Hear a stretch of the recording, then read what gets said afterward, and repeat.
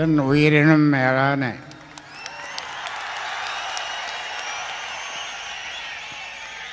என் உயிரினும் மேலான என் உயிரை விட மேலான பாட்டாளி சொந்தங்களே, வீரமும் விவேகமும் மிக்க சிங்கக்குட்டைகளே, இளைஞர்களே, சித்திரை முழு நிலவு இளைஞர் பெருவிழா. இளைஞர் என்று சொன்னால் ஆண் பெண் இருவரும் அடக்கம். நாம் 12 ஆண்டுகளுக்கு முன்னாலே கூடினோம். இப்பொழுது மீண்டும் கூடுகிறோம். குறிஞ்சி மலர் 12 ஆண்டுகளுக்கு ஒரு முறை மலரும் என்று சொல்லுவார்கள். மகாமகம் அதே போன்று. ஆனால் மாவீரன் குரு இல்லையே இருந்திருந்தால் தொடர்ந்து இந்த மாநாட்டை அவர் நடத்தி இருப்பார். அவர் இல்லையே என்ற ஏக்கத்தோடு பெருமூச்சு விட்டுக்கொண்டு இந்த மாநாட்டை நாம் நடத்தி கொண்டிருக்கிறோம். இந்த மாநாட்டினுடைய தலைமை தாங்குகின்ற மாநாட்டுக்கு தலைமை தாங்குகின்ற வன்னியர் சங்கத்தினுடைய மாநில தலைவர் அருள்மொழி அவர்களே, மாநாட்டு குழு தலைவர் அன்புமணி அவர்களே, ஓய்வறியா உழைப்பாளி தியாகச்சம்மல் ஜே.கே. மணி அவர்களே, ஒரு மாத காலத்திற்கு மேலாக இரவு பகலாக இங்கே கடும் வெயிலில் அலைந்து இதை ஒழுங்குபடுத்திய முன்னாள் சட்டமன்ற உறுப்பினர் திருக்கச்சூர் ஆறுமுகம் அவர்களே, ஏனைய அனைத்து நிலைகளிலும் இருக்கின்ற பொறுப்பாளர்களே, முழு ஒத்துழைப்பு கொடுத்த அரசுக்கும் காவல்துறைக்கும் இந்த நேரத்தில் நாம் நன்றி சொல்ல கடமைப்பட்டிருக்கின்றோம். தெலுங்கானாவிலிருந்து வந்த, ஆந்திராவிலிருந்து, கர்நாடகாவிலிருந்து, மலேசியாவிலிருந்து வந்த நம்முடைய நண்பர்களே, சொந்தங்களே, இங்கு கூடியிருக்கின்ற லட்சோப லட்சம் இளைஞர்களே, மாற்றத்தை உருவாக்கப் போகின்ற, மாற்றத்தை உருவாக்கும் தகுதி, திறமை எல்லாவற்றும் கொண்டு வரப்போகின்ற இளைஞர்களே, இளம்பெண்களே, உங்கள் அனைவருக்கும் என்னுடைய வணக்கத்தை இந்த நேரத்தில் தெரிவித்துக் கொள்கின்றேன். இந்த மாநாட்டிற்கு வந்து சிறப்பு செய்த சமூக முன்னேற்ற சங்கத்தினுடைய மாநில தலைவர் சிவபிரகாசம் அவர்களே, அதே போன்று ஊடகங்கள், தொடர்ந்து நமக்கு ஆதரவு தருகின்ற ஊடகங்கள் அனைவருக்கும் இந்த நேரத்தில் நன்றி சொல்ல கடமைப்பட்டிருக்கின்றேன். நீங்கள் அவளோடு எதிர்பார்த்திருக்கின்ற ஒன்றை நான் சொல்ல விரும்புகின்றேன். அது இதுவாகத்தான் இருக்கும். 10.5 10.5 10.5ன்னு சொல்லிகிட்டே இருக்கீங்களே தவிர அவங்க கொடுக்குற மாதிரி இல்லை. அதனால் போராட்டத்தை அறிவியுங்கள்.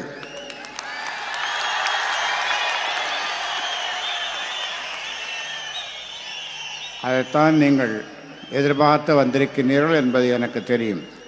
நிச்சயமாக போராட்டத்தை அறிவிப்போம்.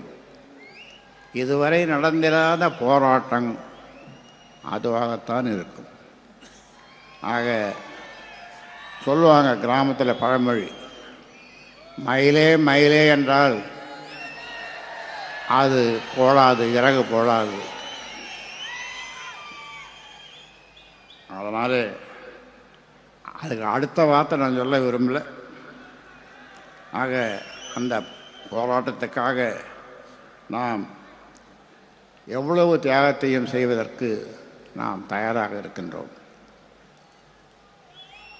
45 ஆண்டு காலமாக உங்களுக்காக, இந்த மக்களுக்காக, எல்லா சமுதாய மக்களுக்காக 324 சமுதாயங்கள் தமிழ்நாட்டிலே, அத்தனை மக்களுக்காகவும் போராடி வருகின்ற, வாதாடி வருகின்ற, போராடி சிலவற்றை வெற்றி பெற்ற, தொடர்ந்து உழைத்து வருகின்ற ஒருவன் இந்த ராமதாஸ். இந்தியாவிலே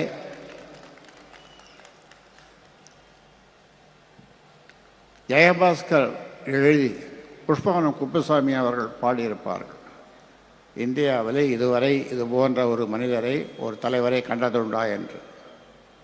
நானும் இப்பொழுது கேட்கிறேன், இதுபோன்று 34 வகையான அமைப்புகள், போராட்டங்கள், இடஒதுக்கீடு போராட்டங்கள், சமூக நீதிக்கான போராட்டங்கள் எல்லாம் இந்தியாவில் வேறு யாராவது ஒரு மனிதர் செய்திருக்கிறாரா? யாரும் இல்லை. என்னை போன்று யாரும் இல்லை. ஆனால் நான் இந்த சமுதாயத்தில் பிறந்ததினாலே எனக்கு வெளிச்சம் போட்டு காட்ட ஆள் இல்லை. ஊடகங்கள் மறைத்தார்கள். இப்பொழுது கொஞ்சம் வெளிச்சம் போட்டு காட்டிக் கொண்டிருக்கிறார்கள். ஆனாலும் சொல்லுகின்றேன், என்னை போன்று ஒட்டுமொத்த தமிழ்நாட்டு மக்களுக்கு, இந்திய மக்களுக்கு, இடஒதுக்கீடாக இருந்தாலும் வேறு சமூக நீதியாக இருந்தாலும் உழைத்தவர் ஒரு தலைவர். நான் என்னை தலைவர் என்று சொல்லிக் கொள்வதில்லை. இந்தியா கண்டதுண்டா என்று புஷ்பவனம் குப்புசாமி பாடினாரே, யாராவது இருக்கிறார்களா அப்படி இந்தியாவிலே? இந்தியாவிலே யாருமே இல்லை. இந்தியாவில் யாருமே இல்லை, என்னை தவிர. நான் இதை பெருமையாக சொல்லிக்கொள்ள தயாராக இருக்கிறேன். ஏனென்றால் எத்தனை போராட்டம் என்னுடைய வாழ்விலே 50 ஆண்டு காலம், 45 ஆண்டு காலம் தொடர்ந்து உங்களுக்காக உழைத்து வருகிறேன். 95,000 கிராமங்கள், 95,000 கிராமங்கள், வடக்கு தெற்கு கிழக்கு மேற்கு என்று தமிழ்நாடு பூராவும் என் கால்படாத கிராமங்களே இல்லை என்று சொல்லுகின்ற அளவிற்கு உழைத்தேன். ஓடி ஓடி உழைத்தேன். குடும்பத்தை மறந்தேன், ஓடி ஓடி உழைத்தேன். 5 நாள் சம்பாதித்து 3 ரூபாய், ஊசி போட்டால் டாக்டர் ஃபீஸ் 3 ரூபாய், அதை வீட்டிற்கு கொடுத்துவிட்டு 5 நாள் சம்பாதித்ததை எடுத்துக்கொண்டு ஊராக சென்று கல்லிலும் முள்ளிலும் வரப்பிலும் வாய்க்காலிலும் சாப்பாடு இல்லாமல், தண்ணி வண்ணி இல்லாமல் இரவு பகலாக இந்த மக்களுக்காக பாடுபட்டு வருகிறேன். ஆனாலும் இந்த மக்கள் நன்றியுள்ள மக்கள். நீங்கள் செய்யப்போவதெல்லாம் நாமும் ஒரு முறை தமிழ்நாட்டை ஆள வேண்டும் என்ற எண்ணத்தோடு என்னுடைய பேச்சை நீங்கள் கேளுங்கள். என்னுடைய பேச்சை நீங்கள் கேளுங்கள். நான் ஆளப்போவதில்லை. எனக்கு அந்த ஆசையும் இல்லை. அந்த ஆசை இருந்திருந்தால் நான் இந்தியாவிலே கவர்னராக இருந்திருப்பேன், அல்லது இந்தியாவிலே பல முறை அமைச்சராக இருந்திருப்பேன், தமிழ்நாட்டையும் ஆண்டிருப்பேன், எல்லாவற்றையும் செய்திருப்பேன். ஆனால் எனக்கு அந்த ஆசை இல்லாமல் போய்விட்டது. மக்களுக்காக வாழ்ந்தேன், மக்களுக்காக வாழ்கிறேன், உங்களுக்காக வாழ்கிறேன், உங்களுக்காக வாழப்போகிறேன். நான் ஒரு முறை சொல்லியிருக்கிறேன், தமிழக முதல்வர் தம்பி ஸ்டாலினிடம் நேரே சொல்லியிருக்கிறேன், இந்த ஊமை ஜனங்களுக்காக தம்பி, உங்களை விட்டால் வேறு யார் இருக்கிறார்கள்? அதனாலே இந்த 10.5 கொடுங்கள் என்று கோட்டைக்கு சென்று அவரிடம் வாதாடி இருக்கிறேன். அதனாலே சொல்லுகிறேன், நீங்கள் எல்லோரும் மனது வைத்தால் ஒரு தொகுதியில் 2000 இளைஞர்கள், இளம்பெண்கள், ஒவ்வொருவரும் 100 வாக்குகள், அந்த தொகுதியிலே நாம் வெற்றி பெற முடியும். 50 தொகுதியிலே சாதாரணமாக நாம் வெற்றி பெற முடியும். அந்த ஃபார்முலா சாதாரண ஃபார்முலா. அதனாலே அதை நீங்கள் செய்யுங்கள். ஆனால் எனக்கு தெரியும் பல பேர், அது மாவட்டமோ ஒன்றியமோ நகரமோ, ஏமாற்றி கொண்டிருக்கிறீர்கள். உழைப்பதில்லை, உழைக்காமல் வேறு எதையோ செய்து கொண்டிருக்கிறீர்கள். ஆனால் நம்முடைய ஓய்வறியா உழைப்பாளி தியாகச்சம்மல் அடிக்கடி சொல்லுவார், ஒவ்வொரு வன்னியர் வீட்டிலேயும் மாடி வீடாக இருக்க வேண்டும், குச்சி வீடு மாடி வீடாக இருக்க வேண்டும், ஒவ்வொரு அந்த மாடி வீட்டின் முன்னாலே ஒரு கார் இருக்க வேண்டும் என்று சொல்லுவார். இப்பொழுது அந்த நிலையை நான் உங்களுக்கு உருவாக்கி இருக்கிறேன். இங்கே இந்த மாநாட்டு திடலை பார்க்க வேண்டும் என்று சொன்னால் 150 கார் வருகிறது. எங்கிருந்து வருகிறது? ஆகாயத்தில் இருந்தால். என்னுடைய உழைப்பினாலே, என்னுடைய சிந்தையினாலே, நான் பட்ட கஷ்டங்களாலே, தண்ணி வெண்ணி இல்லாமல் நான் 95,000 கிராமங்களுக்கு என்னுடைய பாதங்கள் பட்டு தேய்ந்து உடம்பு என்றும் நான் தெளிவாக இருக்கிறேன், உறுதியாக இருக்கிறேன். என்னிடம் வருகிறவர்களை சொல்லுவேன், தம்பி உன் கையை காட்டு, உனக்கு வலிக்கிறதா என்று சொன்னால் விட்டு விடுகிறேன். ஐயோ ஐயா விட்டுடுங்க விட்டுடுங்க என்று சில பேர் கதறிக்கொண்டு ஓடினார்கள். அவ்வளவு பலமாக இருக்கிறேன் நான். ஏன்? மேலும் உங்களுக்கு உழைப்பதற்காக, மேலும் உங்களுக்கு உழைப்பதற்காக. உங்களுக்கு நான் உழைக்கிறேன், உழைக்க தயாராக இருக்கிறேன், நாங்கள் உழைக்க தயாராக இருக்கிறேன். ஆனால் நீங்கள் உங்களிடம் கேட்பதெல்லாம் ஒரே ஒரு ஓட்டு. உங்கள் தங்கை ஓட்டு, அல்லது அக்கா ஓட்டு, உங்கள் அத்தை ஓட்டு, அல்லது பாட்டி ஓட்டு, அல்லது உங்கள் தாத்தா ஓட்டு. முடிஞ்சது. ஆட்சி பீடத்திலே போய் உட்காரலாம். நாம் எல்லோருக்கும் கொடுக்கலாம், எல்லோரும் வாழ வேண்டும். காலையில் எழுந்ததும் ஒரு மனிதன், இந்தியாவிலே இல்லை உலகத்திலேயே ஒரு மனிதன் காலையிலே தூக்கத்திலிருந்து எழுந்ததும் உலகத்தில் உள்ள ஜீவராசிகளெல்லாம் மகிழ்ச்சியாக வாழ வேண்டும் என்று நினைக்கிற ஒரே ஒரு மனிதன் இந்த ராமதாஸ். இந்த ராமதாஸ் மட்டும்தான். அதனாலே சொல்லுகின்றேன், இவ்வளவு நாள் என்னுடைய பேச்சை கேட்டீர்கள், இடையிலே மறந்தீர்கள். நம்ம ஆளுங்க, நம்ம பொறுப்பில் இருக்கிறவங்க வேறு வேறு வேலைக்கு போயிட்டாங்க. இல்லை அரசும் தனியாக நின்று யானை சின்னத்திலே நின்று 4 தொகுதிகளை வெற்றி பெற்றோம். அன்று 4 தொகுதிகளை வெற்றி பெற்றோம். இன்று கூட்டணியிலே சேர்ந்து 5 தொகுதியில் வெற்றி பெற்றோம். இது நமக்கு வெக்கமாக இல்லையா? அசிங்கமாக இல்லையா? கோபம் வரலையா? கோபம் வரலையா? வரலையே. என்ன அவன் நம்மாலேயே காட்டி கொடுத்துட்டோம். நம்மால் நமக்கே ஓட்டு போடலை. என்ன செய்யுது? அதனாலே இனி அப்படி இருக்கக்கூடாது. அப்படி நீங்கள் ஏதாவது இருந்தீர்கள் என்றால் உங்கள் ஒவ்வொருவருடைய கணக்கையும் முடித்து விடுவேன். கணக்கையும் முடித்து விடுவேன் என்று சொன்னால் என்ன அர்த்தம்? உங்கள் பொறுப்புகள் உங்களிடம் இருக்காது. வேறொரு நல்ல பையனை, ரியல் எஸ்டேட்டு, செல்ஃபோன் வச்சில்லாத ஒரு நல்ல பையனை, குடிக்காத பையனை, நீ தாண்டா மாவட்டம், நீ தாண்டா எல்லாம் அப்படின்னு சொல்லு. எம்எல்ஏ என்று பார்க்க மாட்டேன். எம்எல்ஏன்னா தூக்கி கடலில் வீசிடுவேன்.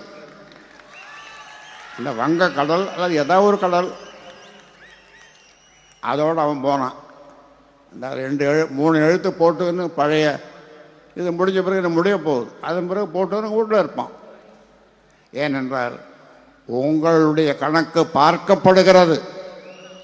உங்களுடைய கணக்கு, உங்களை பற்றிய கணக்கு எடுக்கப்படுகிறது. சும்மா ஏமாத்திட்டு நான் கோட்டைக்கு போவேன்னா எங்கே போகிறது? கோட்டை போய் கிட்ட நின்று வெளியே நின்று பார்த்துட்டு வரலாம். உங்களை நம்பி தேர்தலில் இறங்கினால் அவ்வளோ. சில பேர் கேட்கலாம், எங்கே கூட்டணின்னா, கூட்டணி பற்றி முடிவு செய்வதற்கு நான் இருக்கிறேன், நான் முடிவு செய்வேன். அதை பற்றி நீ ஒன்றும் கவலைப்பட வேணாம். உனக்கு சீட்டு கிடைக்கணும், நீ எம்எல்ஏ ஆகணும்னா நாளையிலிருந்து போய் கூட உழை. ஏனென்றால் உன்னுடைய உழைப்பை பற்றிய கணக்கு எடுக்கப்படுகிறது, மறைமுகமாக சமூக முன்னேற்ற சங்கத்தின் மூலமாக எடுக்கப்படுகிறது. அதனால் இந்த கணக்கில் இருந்து நீங்கள் தப்பிக்க முடியாது. காக்கா பிடிச்சா ஒன்றும் நடக்காது. கா கா கா கத்தலாம், அது வீட்டு முன்னால் நின்று கத்து, காக்கா காக்கா காக்கான்னு கத்து. ஆனால் உனக்கு ஒன்றும் கிடைக்காது. கிடைச்சதை வச்சுட்டு உழைச்சிக்கோ. ஆனால் இனிமேல் உழைக்கணும். என் தொகுதியை நான் தக்க வைத்துக் கொள்ளுவேன், அல்லது என் தொகுதி வேறு தொகுதியாக இருந்தாலும் அதில் வெற்றி பெறுவேன். 2000 × 50, 2000 பேர் ஆண் பெண் சேர்ப்பேன். அதில் ஒருவர் 50 ஓட்டு என்று சொன்னால் 1,00,000 ஓட்டு வெற்றி உறுதி. இதை மனதிலே வைத்துக்கொண்டு நீங்கள் செல்லுங்கள். இது போன்ற ஒரு அற்புதமான மாநாட்டை யாராவது எங்கேயாவது நடத்த முடியுமா? இறுதி வரை இருந்து ஐயா என்ன சொல்லுகிறார் என்று கேட்டுவிட்டு சொல்லுகின்ற என் உயிரினும் மேலான என் சொந்தங்களே, பாட்டாளி சொந்தங்களே, உங்களால் தான், உங்களுடைய உழைப்பால் தான், உங்களுடைய சிந்தனையால் தான் இந்த சமுதாயம் வாழ்கிறது, இனியும் வாழும். வாழுவதற்கு 50 ஆண்டு காலமாக நான் போராடி வருகிறேன், இனியும் போராடுவேன். ஒரு பொதுக்குழுவிலே சொன்னேன். என்ன சொன்னேன் என்றால், இந்த ஊமை ஜனங்களுக்கு கோல் ஊன்றியாவது காந்தி கடைசி காலத்தில் காந்தி கோல் ஊன்றி நடந்தாரே, அதுபோன்று கோல் ஊன்றியாவது நடந்து இந்த ஊமை ஜனங்களுக்காக நான் பாடுபட்டு உயிர் விடுவேன் என்று முழக்கமிட்டேன். அதனாலே சொல்லுகிறேன், வெளிப்பூச்சு, வெளி வேஷம், வெளி பேச்சு, கூட்டணி, அந்த கூட்டணி, இந்த கூட்டணி, கட்சிக்குள்ளே கூட்டணி, கட்சிக்குள்ளே கூட்டு, இதெல்லாம் நடக்காது தம்பி, நடக்காது கண்ணு.